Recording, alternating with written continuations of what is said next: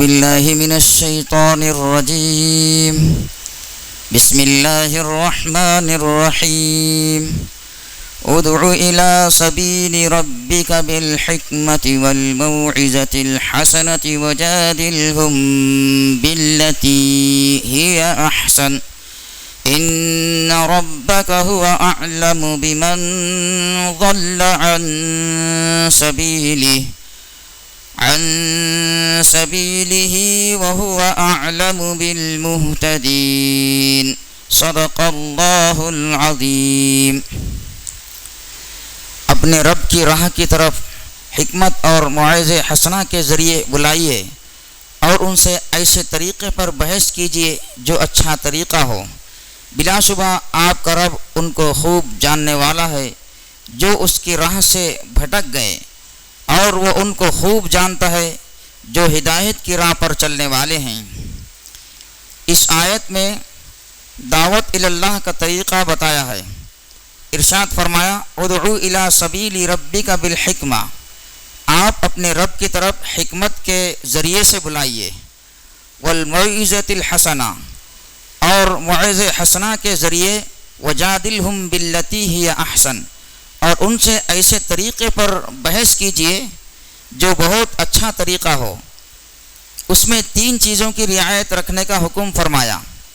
اول حکمت، دوسرے موعظہ حسنہ، تیسرے اچھے طریقے پر بحث کرنا. حکم تو رسول اللہ صلی اللہ علیہ وسلم کو ہے، لیکن آپ کے توسط سے ساری امت کو اس کا حکم فرما دیا ہے. حکمت، موعظہ حسنہ، مجادل بطریق احسن، یہ تینوں چیزیں ایسی ہیں کہ ان کے ذریعے دعوت دی جائے تو عموماً منصف مزاج بات مان لیتے ہیں اور دعوت حق قبول کر لیتے ہیں. دعوت الی الایمان ہو یا اعمال صالحہ کی دعوت ہو، سب میں مذکورہ بالا چیزیں اختیار کرنا ضروری ہے. حکمت سے کیا مراد ہے اس کے بارے میں صاحب روح المعانی نے بعض حضرات نے نقل کیا ہے کہ یعنی حکمت وہ صحیح بات ہے جو نفس انسانی میں خوبصورت طریقے پر واقع ہو جائے. حکمت کی دوسری تعریفیں بھی کی گئی ہیں، لیکن ان سب کا حال یہی ہے کہ ایسے طریقے پر بات کی جائے جسے مخاطب قبول کر لے. یہ اس کے لیے تدبیریں سوچتا ہے، واسطوں کو استعمال کرتا ہے، نرمی سے کام لیتا ہے، ثواب بتاتا ہے اور عذاب سے بھی ڈراتا ہے، موقع دیکھ کر بات کرتا ہے. جو لوگ مشغول ہو ان سے بات کرنے کے لیے فرصت کا انتظار کرتا ہے اور اتنی دیر بات کرتا ہے جس سے وہ سنگ دل اور ملول نہ ہو جائے. اگر پہلی بار مخاطبین نے اثر نہ لیا تو پھر موقع کا منتظر رہتا ہے، پھر جب موقع چاہتا ہے پھر بات کہہ دیتا ہے، اور اس میں زیادہ تر نرمی ہی کام دیتی ہے. اللہ تعالیٰ شانہ نے جب حضرت موسیٰ اور ہارون علیہم السلام کو فرعون کے پاس جانے کا حکم دیا تو فرمایا فَقُولَا لَهُ قَوْلًا لَيِّنًا لَعَلَّهُ يَتَذَكَّرُ أَوْ يَخْشَىٰ. سو تم دونوں اس سے نرمی کے ساتھ بات کرنا، ممکن ہے کہ وہ نصیحت قبول کر لے یا ڈر جائے. البتہ اپنے لوگوں کو موقع کے مناسب کبھی سختی سے خطاب کرنا بھی مناسب ہوتا ہے، جیسا کہ حضرت سرور عالم صلی اللہ علیہ وسلم نے حضرت معاذ بن جبل رضی اللہ عنہ کو سختی سے مخاطب فرمایا جبکہ انہوں نے عشاء کی نماز میں لمبی قرات کر دی تھی. صاحب حکمت اپنے نفس کے ابھار اور کسی بغض و حسد کی وجہ سے مخاطب کو نہیں ڈانٹتا. داعی کے لیے ضروری ہے کہ ناصح یعنی خیر خواہی بھی ہو اور امین یعنی امانت دار بھی ہو، جیسا کہ حضرت ہود علیہ السلام نے اپنی قوم سے فرمایا کہ وَأَنَا لَكُمْ نَاصِحٌ امین، اور میں تمہارے لیے خیر خواہ ہوں، امین ہوں. حکمت کا یہ بھی تقاضا ہے جو بہت ہی اہم ہے کہ دین کو آسان کر کے پیش کرے اور نفرت پیدا ہونے کا سبب نہ بنے.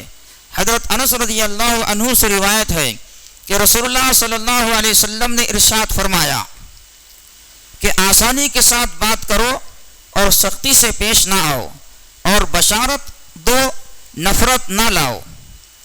بہت سے لوگوں میں حق کہنے کا جذبہ تو ہوتا ہے، لیکن وہ موقع نہیں دیکھتے کہ ہتھوڑا مار کر مطمئن ہو جاتے ہیں۔ ہم نے تو بات کہہ دی، اپنا کام کر دیا، لیکن اس سے مخاطب کو فائدہ نہیں پہنچتا، بلکہ بعض مرتبہ ضد و عناد پیدا ہو جاتا ہے۔ ہاں، جہاں پر حق دب رہا ہو وہاں زبان سے کہہ دینا بھی بڑی بات ہے۔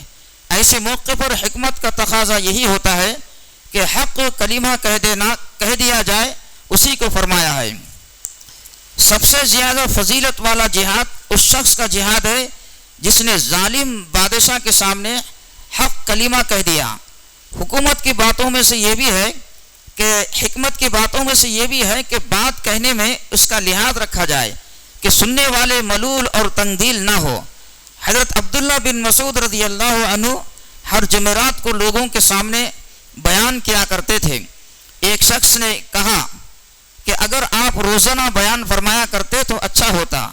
حضرت عبداللہ بن مسعود رضی اللہ عنہ نے فرمایا کہ میں روزانہ اس لیے بیان نہیں کرتا کہ تمہیں ملول اور تنگ دل کرنا گوارا نہیں ہے، میں تمہیں رغبت کے ساتھ موقع دیتا ہوں، جیسا کہ رسول اللہ صلی اللہ علیہ وسلم ہمارے لیے موقع کا دھیان رکھتے تھے، ہم تنگ دل نہ ہو جائیں۔ حکمت کے تقاضوں میں سے یہ بھی ہے کہ لوگوں کے سامنے ایسی باتیں نہ کرے جو ان کی سمجھ سے بالاتر ہو، اور ایسی باتیں بھی نہ کرے جو لوگوں کے لیے عجوبہ بن جائیں۔ اگرچہ باتیں صحیح ہو، لوگوں کو قریب کرتے رہیں، تھوڑا تھوڑا علم ان کے دلوں میں داخل کرتے رہیں۔ لوگ جب بات کو سمجھنے کے قابل ہو جائیں اس وقت وہ بات کہیں۔ حضرت علی رضی اللہ عنہ نے بیان فرمایا، یعنی لوگوں کے سامنے وہ باتیں بیان کرو جنہیں وہ پہچانتے ہوں۔ کیا تم یہ جانتے ہو کہ اللہ اور اس کے رسول کو جھٹلایا جائے؟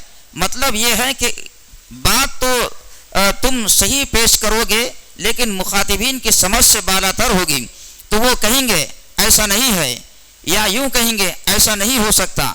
اس وجہ سے حضرات علماء اکرام نے فرمایا کہ جس علاقے میں جو قرآن اور جو روایت رائج ہو، عوام کے مجمع میں اسی کو پڑھا جائے۔ جیسے ہمارے ملکوں میں حضرت امام عاصم کی قرات اور حضرت حفص رحمہ اللہ عنہما کی رواج پذیر ہے۔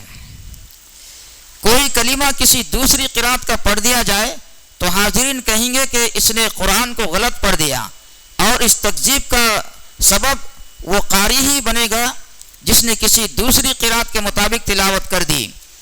نیز حکمت کے تقاضوں میں سے یہ بھی ہے کہ اجتماعی خطاب میں سخت ہو اور انفرادی گفتگو میں نرمی ہو، اور حکمت کے طریقوں میں سے ایک یہ بھی ہے کہ کسی شخص کو کسی غیر شرعی کاموں میں مبتلا دیکھے تو بجائے اس سے خطاب کرنے کے محفل عام میں یوں کہہ دے کہ کچھ لوگ ایسے ہوتے ہیں جو گناہوں میں مبتلا رہتے ہیں، فلاں فلاں گناہ کی یہ وعید ہے۔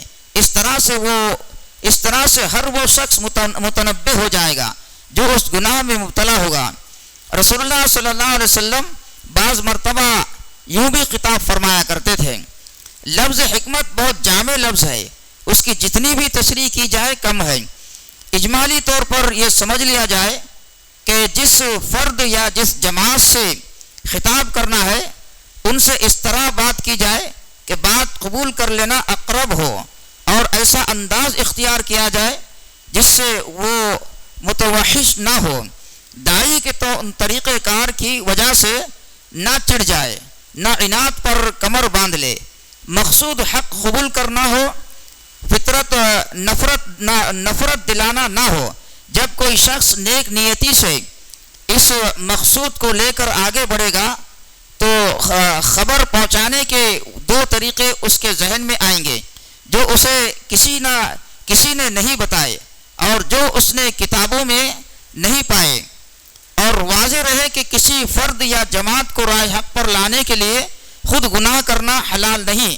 بعض لوگ دوسروں کو ہدایت دینے کے لیے بدعتوں میں شریک ہو جاتے ہیں یا جانتے بوجھتے ہوئے مال حرام سے دعوت کھا لیتے ہیں، یہ طریقہ شریعت کے خلاف ہے۔ ہمیں یہ حکم نہیں دیا گیا کہ دوسرے کو خیر پر لگانے کے لیے خود گناہگار ہو جائیں۔ اللہ تعالیٰ شانوں کی طرف سے دعوت دینے کا طریقہ ارشاد فرماتے ہوئے مزید فرمایا والموعظۃ الحسنہ کہ موعظہ حسنہ کے ذریعے دعوت دو. یہ لفظ بہت جامع ہے. ترغیب و ترہیب والی آیات اور احادیث بیان کرنا اور ایسی روایت سنانا جس سے دل نرم ہو اور ایسے واقعات سامنے لانا جس سے آخرت کی فکر ذہنوں میں بیٹھ جائے اور گناہ چھوڑنے اور نیک اعمال اختیار کرنے کے جذبات قلوب میں پیدا ہو جائیں. یہ سب چیزیں موعظہ حسنہ میں آ جاتی ہیں. مخاطبین کو ایسے انداز سے خطاب نہ کرے جس سے وہ اپنی اہانت محسوس کرے اور دل خراش طریقہ اختیار نہ کریں. جب اللہ کی راہ پر لگانا ہے تو پھر ایسے طریقے اختیار کرنا جس سے کہ لوگ مزید دور ہو جائیں. اس کی گنجائش کہاں ہو سکتی ہے؟ اگر کوئی ایسا کرے گا تو اس کا عمل موعظہ حسنہ کے خلاف ہوگا. تیسری بات یوں فرمائی وجادلہم باللتی ہی احسن کہ ان سے اچھے طریقے سے جدال کرو. جدال سے جھگڑا کرنا مراد نہیں ہے بلکہ سوال و جواب مراد ہے جس کا ترجمہ مباحثے سے کیا گیا ہے. جن لوگوں سے خطاب ہو ان میں بہت سے لوگ باوجود باطل پر ہونے کے اور اسلام کی تقلید جامد ہونے کی وجہ سے حق کو دبانے کے لیے الٹے سوال کرتے ہیں. ان کو جواب دینے کے لیے ایسا راستہ اختیار کرنا پڑتا ہے جس سے ان کا منہ بند ہو جائے اور ان کے لاجواب ہونے کو دیکھ کر ان کے ماننے والے گمراہی سے منحرف ہو جائے اور حق کو قبول کر لیں. جب کسی شخص میں اخلاص ہوتا ہے اور اللہ کے بندوں کی ہمدردی پیش نظر ہوتی ہے تو اللہ کی توفیق سے سوال و جواب اور مباحثے میں عمدگی اور نرمی اور مؤثر طریقے سے گفتگو کی توفیق ہو جاتی ہے. حضرات انبیاء اکرام علیہم الصلاۃ والسلام کو دیوانہ، جادوگر، گمراہ، احمق کہا گیا ہے اور بے تک کے سوالات کیے گئے. ان حضرات نے صبر و تحمل سے کام لیا جس کے واقعات سورہ اعراف، سورہ ہود اور سورہ شعراء میں مذکور ہیں. اگر کوئی شخص برے طریقے پر پیش آئے تو اس سے اچھے طریقے پر پیش آنا لازمی ہے. اور سورہ حامیم سجدہ میں فرمایا اور ان سے اچھی کس کی بات ہوگی جو اللہ کی طرف بلائے اور نیک عمل کرے اور یوں کہے کہ میں فرمانبرداروں میں سے ہوں. اور نہیں برابر ہوتی اچھی خصلت اور بری خصلت. تو اس طریقے پر دفع کر جو طریقہ اچھا ہو. جو پھر اچانک وہ شخص جس میں دشمنی تھی ایسا ہو جائے گا جیسا خالص دوست ہونا ہے. اور یہ خصلت انہی لوگوں کو دی جاتی ہے جنہوں نے صبر کیا اور انہی کو دی جاتی ہے جو بڑی نصیب والے ہیں. سورۃ القصص میں فرمایا اور وہ لوگ جو لغو بات سنتے ہیں تو اس سے اعراض کر لیتے ہیں اور کہتے ہیں کہ ہمارے لیے ہمارے اعمال ہیں اور تمہارے لیے تمہارے اعمال ہیں. تم پر سلام ہو، ہم جاہلوں سے الجھنا نہیں چاہتے. جاہلوں اور معاندوں سے خوش اسلوبی کے ساتھ نمٹنا پڑتا ہے، مگر دائی حق نے بھی جاہل اور معاند کے مقابلے میں آستین چڑھا لے، آنکھیں سرخ کر لے، لہجہ تیز کر دیا، ناشائستہ الفاظ زبان سے نکال دیے تو پھر دائی اور مدعو اور صاحب حق اور صاحب باطل میں فرق کیا رہا؟ حضرت ابراہیم علیہ السلام سے ایک بادشاہ نے جس کا نام نمرود بتایا جاتا ہے اللہ تعالیٰ کے بارے میں بحث کی.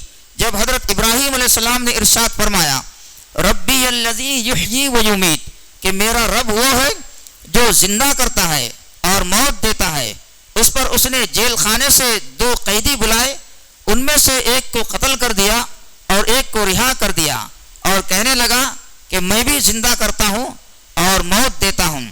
اس نے اپنی جہالت سے یا عناد سے ایسا کیا.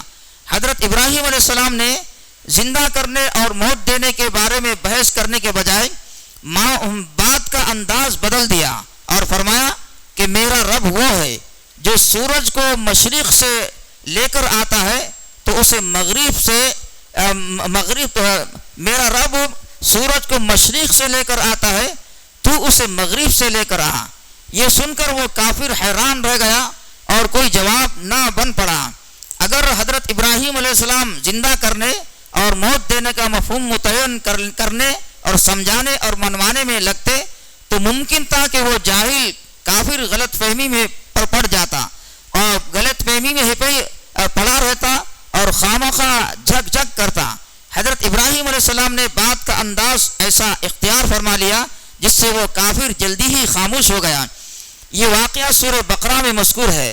حضرت ابراہیم علیہ السلام کا یہ ایک اور واقعہ بھی ہے جو سورہ انبیاء میں مذکور ہے. ان کی قوم بت پرست تھی. حضرت ابراہیم علیہ السلام نے ایک دن ان بتوں کو توڑ ڈالا. وہ لوگ کہیں گئے ہوئے تھے, واپس آئے تو دیکھا کہ بت ٹوٹے پڑے ہوئے ہیں. کہنے لگے اے ابراہیم کیا تم نے یہ کیا ہے؟ انہوں نے فرمایا کہ یہ ان کے بڑے نے کیا ہے, اور اگر وہ بولتے ہیں تو انہی سے پوچھ لو. اس پر وہ لوگ کہنے لگے یہ تو تمہیں معلوم ہے کہ یہ تو بولتے نہیں. حضرت ابراہیم علیہ السلام گفتگو کرتے کرتے انہیں یہاں تک لے آئے اور ان سے کہوا دیا کہ یہ بولتے نہیں, تو اب تبلیغ فرمائی اور توحید کی دعوت دی. سو کیا تم ایسی چیز کی عبادت کرتے ہو جو تمہیں نہ نفع دے سکے اور نہ ضرر پہنچا سکے؟ تم پر افسوس, کیا تم سمجھ نہیں رکھتے؟ یہ ترکیب سے بات کرنا اور تدبیر سوچنا سب موعظہ حسنہ میں داخل ہے. رسول اللہ صلی اللہ علیہ وسلم نے کبھی اصلاح کے لیے یہ طریقہ اختیار فرمایا کہ کسی کی غلطی پر متنبہ فرمانے کے لیے بعض مرتبہ سلام کا جواب نہیں دیا. حضرت عمار بن یاسر رضی اللہ عنہ نے بیان فرمایا کہ میں ایک مرتبہ سفر سے آیا, میرے ہاتھ پھٹے ہوئے تھے, میرے گھر والوں نے ان پر زعفران لگا دیا. ان کے بعد میں صبح کو آپ کی خدمت میں حاضر ہوا تو آپ کو سلام کیا. آپ نے سلام کا جواب دیا اور فرمایا جاؤ اس کو دھو لو. ایک مرتبہ آپ صلی اللہ علیہ وسلم باہر تشریف لے گئے, وہاں دیکھا کہ ایک اونچا قبہ بنا ہوا ہے. آپ نے صحابہ سے پوچھا یہ کیا ہے؟ عرض کیا کہ یہ فلاں انصاری کا ہے. آپ خاموش ہو گئے اور اس بات کو اپنے دل میں رکھا. جب قبے والے صاحب حاضر خدمت ہوئے تو انہوں نے سلام کیا. آپ صلی اللہ علیہ وسلم نے سلام کا جواب نہیں دیا. کئی بار ایسا ہوا جس کی وجہ سے قبے والے صاحب نے یہ سمجھ لیا کہ آپ ناراض ہیں. حاضرین سے انہوں نے دریافت کیا کہ میں رسول اللہ صلی اللہ علیہ وسلم کا رخ بدلا ہوا دیکھ رہا ہوں. صحابہ نے بتایا کہ آپ ایک دن باہر تشریف لے گئے تھے اور تمہارے قبے کو دیکھ لیا تھا. یہ معلوم کر کے وہ صاحب واپس لوٹے اور اپنے قبے کو گرا کر زمین کے برابر کر دیا.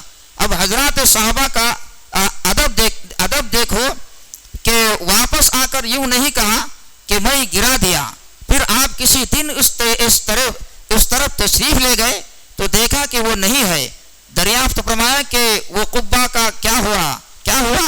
صحابہ نے عرض کیا کہ قبے والے صاحب نے آپ کی بے رخی کی شکایت کی تو ہم نے یہ بتا دیا کہ تمہارے قبے پر آپ کی نظر پڑ گئی تھی, لہٰذا انہوں نے اس کو گرا دیا. اور آپ صلی اللہ علیہ وسلم نے فرمایا کہ خبردار, ہر عمارت صاحب عمارت کے لیے وبال ہے سوائے اس عمارت کے جس کی ضرورت ہو. ان روایات سے معلوم ہوا کہ ڈانٹنا, ڈبٹنا, جھڑکنا, سختی کرنا ہی تعلیم و تبلیغ نہیں ہے. زیادہ تر نرمی سے اور حکمت اور تدبیر سے کام چلانا چاہیے. کہیں ضرورت پڑ گئی تو سختی بھی کر لینی چاہیے, لیکن ہمیشہ نہیں. بہت سے لوگوں کو دیکھا جاتا ہے کہ وہ دوسروں کے سامنے تو نرمی اور تواضع سے پیش آتے ہیں, لیکن اپنے آل و اولاد کے ساتھ صرف سختی اور مار پٹائی کا معاملہ کرتے ہیں, جس سے بعض بچوں کو ضد ہو جاتی ہے. جب تک کم عمر رہتے ہیں پڑھتے رہتے ہیں, پھر جب وہ بڑے ہو جاتے ہیں تو بڑھ چڑھ کر نافرمانی کرتے ہیں. اس وقت ان کو دین پر ڈالنا مشکل ہو جاتا ہے. ایک مرتبہ آپ نے حضرت عائشہ رضی اللہ عنہا سے فرمایا کہ اے عائشہ, نرمی کو لازم پکڑ لو اور سختی اور بد کلامی سے بچو. بلا شبہ جس کسی چیز میں نرمی ہوگی وہ اسے زینت دے دے گی, اور جس چیز میں نرمی ہٹا لی جائے گی وہ اسے عیب دار بنا دے گی. نیز رسول اللہ صلی اللہ علیہ وسلم نے ارشاد فرمایا کہ جو شخص نرمی سے محروم کر دیا گیا خیر سے محروم کر دیا گیا. اصلاح کا طریقہ یہ بھی ہے کہ گناہ کرنے والے سے قطع تعلق کر لیا جائے, لیکن یہ اسی وقت مفید ہے جب وہ شخص اثر لے جس سے تعلق قطع کیا گیا ہے. آج کل تو یہ زمانہ ہے، آج کل کا تو یہ زمانہ ہے کہ گناہوں میں جو لوگ مبتلا ہیں اگر ان سے تعلق توڑ دیا جائے تو وہ خوش ہوتے ہیں اور کہتے ہیں کہ اچھا ہوا تم روٹھے اور ہم چھوٹے، لہٰذا کسی نیک آدمی کے ناراض ہونے کا کچھ اثر نہیں لیتے، اور وجہ اس کی یہ ہے کہ معاشرے میں شر اور معاصی کا اٹھان زیادہ ہے، اور دینداروں کو حاجت ہے کہ اہل معاصی سے ملے جلے، ان سے مال خریدیں، گناہ گاروں کو کوئی ضرورت نہیں کہ وہ دینداروں کے پاس آئیں، اس لیے قطع تعلق اور بائیکاٹ کا کوئی اثر نہیں ہوتا۔ اصل مقصد اصلاح ہونی چاہیے۔ داعی اور مبلغ ہمدردانہ طور پر یہ سوچے کہ فلاں فرد اور فلاں جماعت میں کیا طریقہ کار مناسب ہوگا، پھر اس کے مطابق عمل کرے۔ بعض بزرگوں نے فرمایا ہے کہ دعوت و اصلاح کے کام میں اگر مردم شناسی اور موقع شناسی کو پیش نظر رکھا جائے تو بات ضائع نہیں ہوتی۔ یہ بھی سمجھنا چاہیے کہ جہاں دعوت و تبلیغ میں دعوت و تبلیغ میں اخلاص ہوگا، اللہ تعالیٰ کی رضا مقصود ہوگی، وہاں نفس و نفسانیات کا دخل نہ ہوگا۔ اللہ تعالیٰ مجھے اور آپ کو عمل کرنے کی توفیق عطا فرمائے۔ آمین۔ وآخر دعوانا ان الحمد للہ رب العالمین۔